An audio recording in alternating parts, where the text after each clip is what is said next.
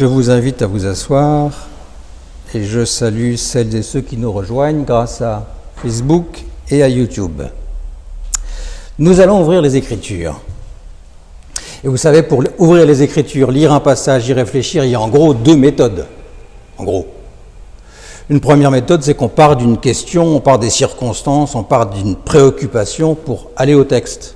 Choisir un texte ou des textes, puis aller vers le texte. Et puis, il y a la méthode inverse qui est de partir du texte et puis de voir ce que ça donne, de voir comment ça résonne ou ça ne résonne pas, et comment ça nous convoque devant le texte ou comment ça ne nous convoque pas éventuellement. Avant la coupure de l'été, on a beaucoup utilisé la première méthode parce que les circonstances, le Covid, le confinement, le déconfinement, les effets de tout ça, on est beaucoup allé chercher des textes qui résonnaient avec les préoccupations qui étaient les nôtres. Et on avait même terminé avec une série sur la sagesse, dans ce monde qui était en train de se bouleverser sans qu'on sache trop comment. Qu'est-ce que ce serait être sage ? Eh bien, on va adopter la seconde méthode maintenant, pour changer un peu. Partir d'un texte, non pas en se disant « il y a tel sujet et on va l'éclairer avec tel texte », mais partir d'un texte.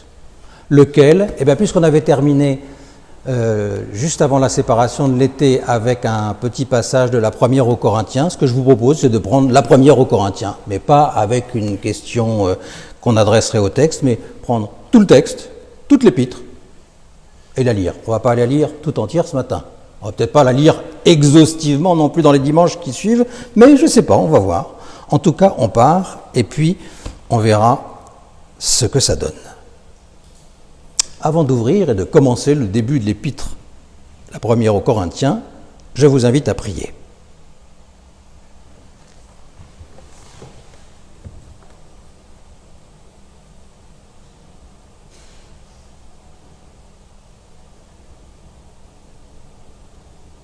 Seigneur, ouvre nos oreilles, nos antennes, notre intelligence, notre attente, toute grande.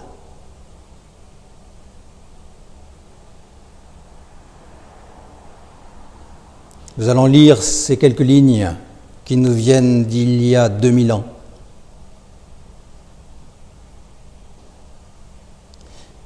Qui sont chargées de temps, de lecture et de relecture, d'interprétation et aussi d'oubli.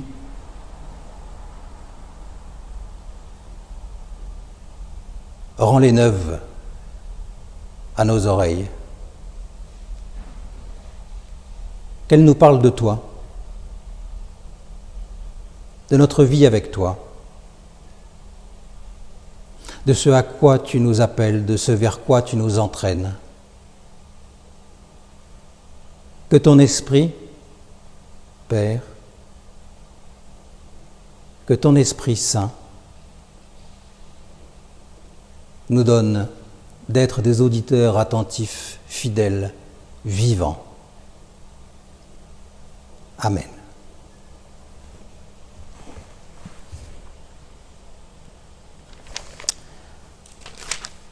La première lettre de Paul aux Corinthiens, les premiers versets. Paul, appelé à être apôtre du Christ Jésus par la volonté de Dieu, et Sosthène, le frère, à l'Église de Dieu qui est à Corinthe, à ceux qui ont été sanctifiés dans le Christ Jésus, appelés à être saints, avec tous ceux qui invoquent en tout lieu le nom de notre Seigneur Jésus-Christ, leur Seigneur et le nôtre, à vous, grâce et paix de la part de Dieu notre Père et du Seigneur Jésus-Christ. Je rends grâce à mon Dieu en tout temps à votre sujet pour la grâce de Dieu qui vous a été donnée dans le Christ Jésus. Car en lui vous êtes devenus riches de tout, de toute parole et de toute connaissance, puisque le témoignage du Christ s'est affermi en vous. Dès lors, il ne vous manque aucun don de la grâce en attendant la révélation de notre Seigneur Jésus-Christ. C'est lui aussi qui vous affermira jusqu'à la fin pour que vous soyez irréprochables au jour de notre Seigneur Jésus-Christ. Il est fidèle, le Dieu qui vous a appelé à la communion de son Fils, Jésus-Christ, notre Seigneur.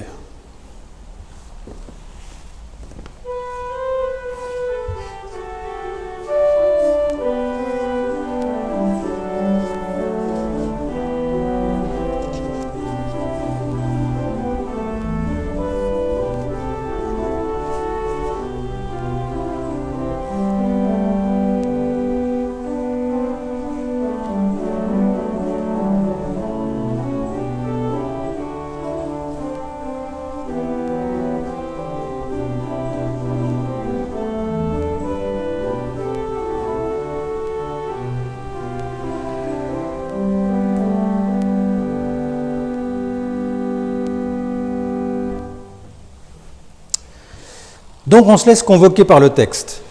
Enfin, on n'est pas des purs esprits comme ça, désincarnés, purement rationnels, sans rien au préalable. On se laisse convoquer par le texte, ça n'empêche pas qu'on va à sa rencontre avec tout ce qui nous habite, tout ce qui habite notre esprit. On ne peut pas en faire abstraction.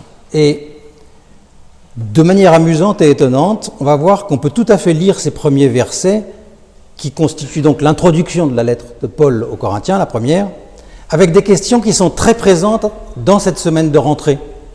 Par exemple, vous allez voir, on va faire l'appel. Vous allez voir, on va se rappeler pourquoi, dans quel but on est là. Vous allez voir, on va faire la liste des fournitures. L'appel, ou encore qui sommes-nous, le but, ou pourquoi nous sommes là, et les fournitures, est-ce qu'on a tout ce qu'il faut ? On pourrait même dire que ce serait pour une rentrée démasquée, parce que une des principales préoccupations de Paul, en tout cas dans les premiers chapitres de sa lettre, tout du long, mais surtout dans les premiers chapitres, c'est de déjouer des fausses questions d'identité, de faire tomber des masques pour éclairer ce qu'il en est vraiment de l'Église qui est à Corinthe, comme de l'Église qui est en tout lieu, comme il écrit, et donc aussi de l'Église qui est à Paris, 17 rue des Petits Hôtels. Alors d'abord, faisons l'appel. Qui sommes-nous, je veux dire ? Peu avant la séparation de l'été, le 28 juin, nous avons tenu ici l'Assemblée générale de notre association cultuelle.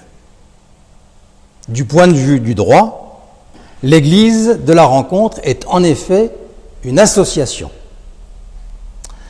C'est-à-dire des gens qui ont décidé de s'associer, nous sommes des associés. Des personnes qui s'unissent du fait de leur volonté. Et c'est une réalité juridique qui nous convient fort bien dans le cadre du droit français, mais qui finit par déteindre petit à petit sur notre manière de comprendre ce qu'est l'Église. Or, c'est un masque trompeur. C'est une apparence qui voile une réalité plus importante. Car au fond, non plus juridiquement, mais bibliquement et théologiquement, l'Église n'est pas une association. Elle n'est pas une confrérie qui se coopte en vue d'un but qu'elle se fixe. Elle ne procède pas de la volonté de ses membres. L'Église, c'est une assemblée de personnes convoquées. Elle est constituée d'hommes et de femmes appelés. Elle procède de la volonté d'un autre. C'est ça la réalité de l'Église. Et cette réalité, elle est au cœur de la salutation, le tout début de l'épître, puisque dans les premiers mots, la réalité de l'appel est omniprésente. Il en est question à 4 reprises dans les premiers mots. Paul appelé, première fois. Paul appelé à être apôtre du Christ Jésus. Par la volonté de Dieu. Vous notez que ce n'est pas par la volonté de l'Église, ce n'est pas par la volonté de Paul, etc., c'est la volonté de Dieu. Et Sosthène le frère, on ne sait pas bien qui c'est, peu importe, Paul appelé à être apôtre de Jésus-Christ à l'Église. Et dans le mot « Église », il y a le verbe « appeler ». En grec, le mot est construit sur le verbe « appeler ». À l'Église de Dieu qui est à Corinthe. À ceux qui ont été sanctifiés dans le Christ Jésus, appelés à être saints, avec tous ceux qui invoquent, quatrième occurrence, parce que le mot est construit là aussi sur le verbe appeler, avec tous ceux qui invoquent en tout lieu le nom de notre Seigneur Jésus-Christ. Il y a de l'appel partout. Il y a de l'appel dans tous les sens. On s'appelle, Dieu appelle Paul à être apôtre, l'Église est appelée par Dieu, elle réunit ceux qui sont appelés à être saints, qui eux-mêmes appellent le nom de Jésus-Christ.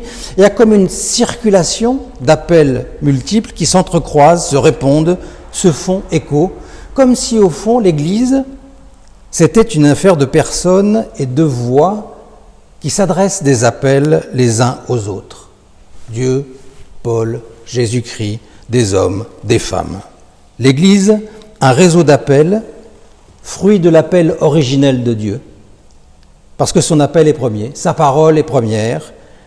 L'Église, elle est le fruit d'une parole de Dieu, et si on veut bien se rappeler que la parole, c'est la manière par laquelle Dieu crée, vous vous rappelez Genèse 1, Dieu dit que la lumière soit, et la lumière fut, Dieu crée par la parole, eh bien l'Église est donc une créature de Dieu, et pas des hommes. Et c'est vrai non seulement de l'Église qui est à Corinthe, mais pour reprendre les mots de Paul, en tout lieu, partout où le nom de notre Seigneur Jésus-Christ est invoqué. Donc cette épître de Paul, elle est adressée à l'Église de Dieu qui est à Corinthe, une église locale, une église particulière, mais elle est tout autant adressée, comme il l'écrit, à tous ceux qui invoquent en tout lieu le nom de notre Seigneur Jésus-Christ, leur Seigneur et le nôtre. C'est-à-dire qu'elle est adressée aussi à l'Église globale, à l'Église universelle. L'Église qui est à Corinthe, l'Église universelle, et donc aussi l'Église qui est rue des Petits Hôtels, à Paris. Cette Église-là aussi, elle est une créature de Dieu, appelée par Dieu. L'Église est appelée, nous sommes appelés. Appelés à quoi ?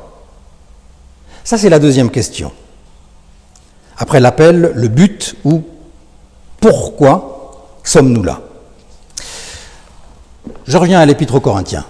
L'Église de Dieu qui est à Corinthe et en tout lieu, écrit Paul, ce sont ceux qui ont été sanctifiés dans le Christ Jésus, appelés à être saints.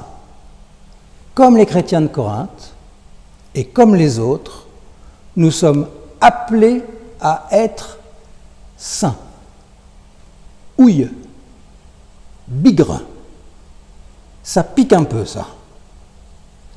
Ça pique un peu si on pense que le mot saint dit quelque chose des personnes, de leur qualité, de leurs compétences, de leurs performances. Ça pique un peu si on croit qu'être appelé à être saint, ça veut dire être appelé à devenir mystique, martyr, pur, exceptionnel, parfait, d'une élévation morale supérieure, d'une vertu admirable. Toutes explications que j'ai trouvées dans plusieurs dictionnaires. Mais dans la Bible, saint, ça ne veut pas dire ça, du tout. Ce qui est saint, c'est ce qui appartient à Dieu, ce qui lui est propre, ce qui lui est consacré, ce qui le caractérise. Le Saint-Esprit, c'est l'Esprit de Dieu. Le Saint-Nom, c'est le nom de Dieu. L'Alliance sainte, c'est l'alliance de Dieu. Saint, ça ne dit rien de la qualité des hommes. Ça dit quelque chose de Dieu. Ou alors on peut dire que ça dit quelque chose des hommes, mais du point de vue de Dieu, vu sous l'angle de Dieu, en lien avec Dieu. Et c'est d'ailleurs exactement ce que Paul veut dire pour parler de l'Église quand il évoque ceux qui ont été sanctifiés dans le Christ Jésus. Autrement dit, ceux, et nous dirions celles et ceux, qui ont été rendus saints par Dieu, c'est-à-dire qui appartiennent à Dieu, grâce à Jésus-Christ. Celles et ceux qui sont liés à Dieu en Jésus-Christ. Parce que Dieu en a décidé ainsi. Parce que Dieu, lui, s'est lié à ces hommes et à ces femmes par Jésus-Christ. D'ailleurs, vous l'avez entendu et vous l'entendez, ce n'est pas quelque chose d'hypothétique, de conditionnel, de futur, c'est un fait. c'est un fait qui a eu lieu. Paul parle de ceux qui ont été sanctifiés, qui ont été rendus saints. C'est quelque chose qui est fait, c'est quelque chose qui est déjà là. Et puis vous avez aussi entendu qu'il y a une nuance, puisque Paul précise, ceux qui ont été sanctifiés dans le Christ Jésus, appelés à être saints. Être sanctifié, devenir saint, c'est donc pas seulement quelque chose qui a eu lieu, qui relève de quelque chose de passé, d'un moment passé, c'est aussi quelque chose qui est appelé à se prolonger dans le présent, dans le futur. C'est aussi quelque chose qui est de l'ordre du devenir. C'est donc une sorte d'invitation à un accomplissement. Celles et ceux qui ont été rendus saints sont appelés à être saints. Celles et ceux qui appartiennent à Dieu sont appelés à déployer et à approfondir cette appartenance à Dieu. Celles et ceux qui sont en lien avec Dieu sont appelés à voir ce lien toujours plus affermi, pour reprendre un terme que Paul utilise 2 fois. Et on retrouve ici quelque chose qu'on retrouve très souvent dans les Écritures, en particulier le Nouveau Testament, une tension, comme on dit, entre ce qui est déjà là et ce qui n'est pas encore là. Le Christ est déjà là, mais il est encore attendu. Il a déjà ouvert le règne de Dieu, mais ce n'est pas encore un règne qui est pleinement là. Le salut est déjà donné, mais il n'est pas encore pleinement réalisé. Nous sommes déjà sanctifiés, mais nous ne sommes pas encore saints. C'est comme un entre-deux qui ouvre sur un devenir, un entre-deux dynamique. Et cet entre-deux est particulièrement important, cette tension entre ce qui a déjà eu lieu et ce qui est encore attendu, elle est particulièrement vive ici et dans toute l'épître aux Corinthiens. Parce que pour la génération de Paul et pour les premiers chrétiens, les tout premiers chrétiens, la venue du Christ en gloire, c'est quelque chose qui est pour très bientôt. La fin des temps, c'est imminent. C'est quelque chose qu'on retrouvera tout au long de notre lecture de l'Épître, mais Paul pense que certains dans sa génération ne mourront pas sans voir eux-mêmes cette échéance-là. C'est pour maintenant, c'est pour là, c'est pour tout de suite. Évidemment, on y reviendra, cette différence de perception du temps entre cette génération et nous, c'est une des grandes différences, une des différences majeures qui nous séparent des premiers chrétiens. Et ici, on a des traces déjà de cette perception de l'imminence de la venue du Christ quand Paul parle d'être affermi jusqu'à la fin, quand il évoque le jour du Seigneur, quand il parle de la révélation de notre Seigneur Jésus-Christ comme de quelque chose qu'on attend impatiemment, en piaffant, presque nerveusement, parce que ça vient, c'est là. L'Église donc existe parce qu'elle est appelée, c'est sa définition, nous sommes appelés. À quoi l'Église est-elle appelée ? Dans quel but sommes-nous là ? La réponse de Paul consiste à dire « L'Église est appelée à devenir ce qu'elle est déjà. Elle est déjà sanctifiée et elle est appelée à devenir sainte. Non pas comme si c'était un but qu'il nous faudrait atteindre, comme si c'était un défi qui nous était lancé, avec un examen et un concours final. C'est le Seigneur qui agit.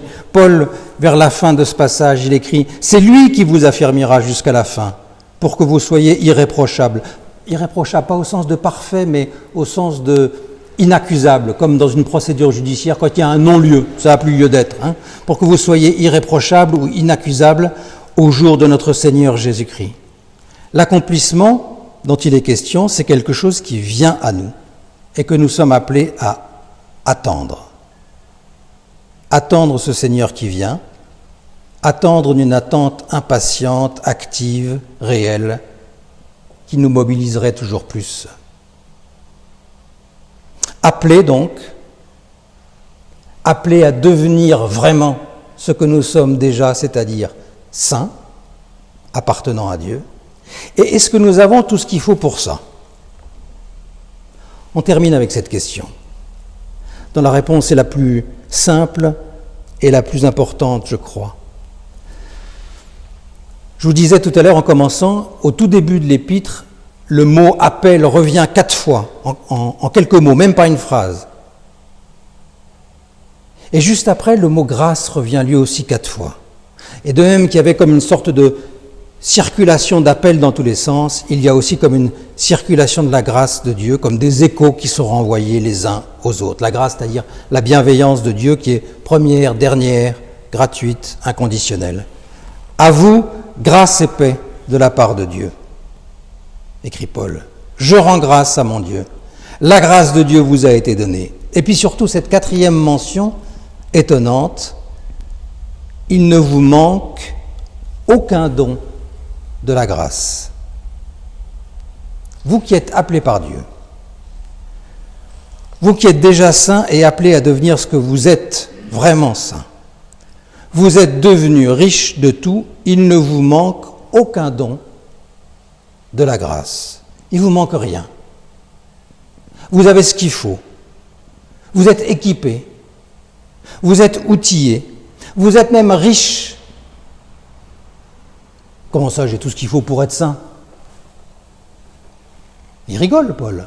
Je me sens à peine croyant, je me sens si peu ferme, je me sens si peu riche, comme il dit, si peu saint. J'ai l'impression qu'il me manque tellement de choses, qu'il me manque de la foi, des idées claires, de la conviction, de la solidité, du temps, de l'audace, du courage peut-être, de la capacité d'argumentation, que sais-je, pour être vraiment chrétien, vraiment saint aujourd'hui. Et il nous dit, il ne vous manque aucun don de la grâce. Vous avez ce qu'il faut. Comme nous sommes peu confiants, nous avons tendance à attendre toujours plus pour considérer que nous serons vraiment chrétiens. D'autres, oui, un tel ailleurs, là-bas, ici, ils sont vraiment chrétiens, moi pas. Comme s'il nous fallait toujours quelque chose de plus. C'est un piège, c'est une tentation, c'est une mauvaise excuse. Nous avons tout ce qu'il faut, comme nous sommes. Non pas chacun individuellement, bien sûr, non pas chacune individuellement, mais nous ensemble, au pluriel. Vous êtes, dit Paul, vous êtes devenus riches de tout. Il ne vous manque aucun don de la grâce. Ensemble, nous pouvons recevoir cette phrase. Et j'aime que nous la recevions. J'aime que notre petite église de la rencontre entende ça en début d'année. Notre petite église qui est si peu nombreuse. Notre petite église qui a bien des faiblesses. Notre église qui a bien des manques. Notre église qui est vraiment une pauvrette église, comme disait Calvin. Mais qui est au bénéfice de la grâce de Dieu, de son appel, de sa sainteté. J'aime que notre petite église entende ce matin, en début d'année, ces premiers mots de la lettre de Paul aux Corinthiens, qui résonnent bien au-delà de Corinthe, comme il le dit lui-même, qui résonnent jusqu'à aujourd'hui, la preuve, on la lit, et qui dit, en substance, toi, Église de Dieu qui est à Paris, rue des Petits Hôtels, toi, Église de la Rencontre, il ne te manque aucun don de la grâce. Aucun. Tu peux vivre ce qui t'est donné. Tu peux attendre activement la venue de Jésus-Christ. Tu peux partager le témoignage du Christ. Tu peux vivre la sainteté à laquelle tu es appelé. Tu peux devenir pleinement ce que tu es déjà. Et sois confiante, ça ne dépend pas de toi. Laisse-toi faire. C'est ainsi que Paul clôt l'introduction de sa lettre qu'on a lue ce matin. Il est fidèle, le Dieu qui vous a appelé à la communion de son Fils, Jésus-Christ, notre Seigneur. Il est fidèle, ou encore il est digne de confiance, ou encore il est crédible, ou encore tu peux placer ta confiance dans sa fidélité. Alors comment on fait maintenant avec ça ? Comment être sainte en tant qu'Église alors qu'on se sent si peu saint ? Comment être saint dans un monde qui s'en moque, pas seulement qui s'en fiche, mais qui s'en moque? Eh bien, c'est toute l'Épître qui explore cette question. Et c'est toute l'Épître que nous lirons dans les temps qui viennent, avec des questions qui nous sauteront à la figure et qui nous rejoindront, des questions de pouvoir, des questions de compromission ou pas, des questions de morale sexuelle et familiale, des questions politiques aiguës. Paul, dans toutes ces directions, explorera comment il est possible, puisque nous avons tout ce qu'il faut, de vivre la sainteté qui déjà nous est donnée. Il est fidèle, le Dieu qui vous a appelé. Amen.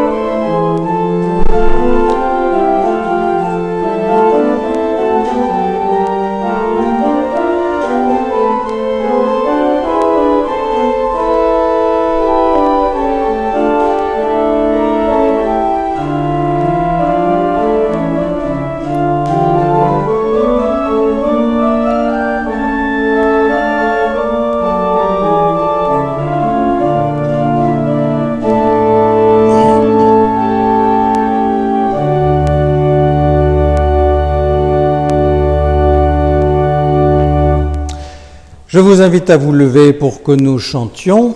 Nous allons chanter « Ô Jésus, tu nous appelles ». Nous chantons 3 strophes.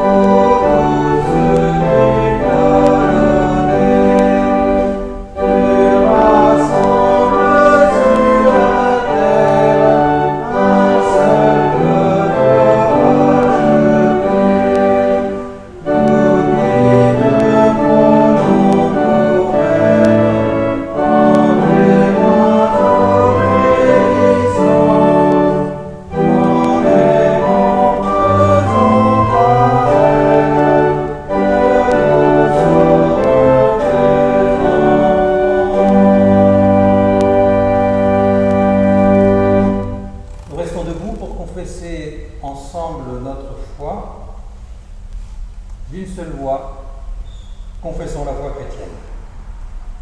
En Jésus de Nazareth, Dieu révèle son amour pour l'humanité et le monde.